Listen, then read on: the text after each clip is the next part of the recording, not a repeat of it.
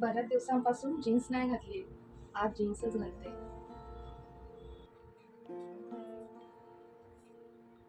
हे काय करते ग? जीन्स घालतीये. आताच लग्न झालं आणि काय हे जीन्स टॉप घालतेस? साडी वगैरे घाल ना, ते एखादा चांगला ड्रेस घाल. हे नको घालू जीन्स वगैरे. दे ठेवून. काय झालं आई?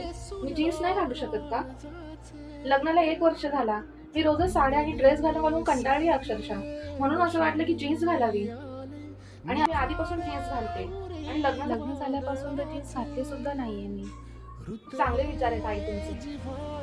फक्त नावालाच म्हणायचं की तू आमच्या मुलीसारखी आहेस, तू आमची मुलगी असती, तर तुम्ही तिला सुद्धा रोखलं असतं का की जीन्स घालण्यापासून? फक्त बोलायच्याच गोष्टी असतात.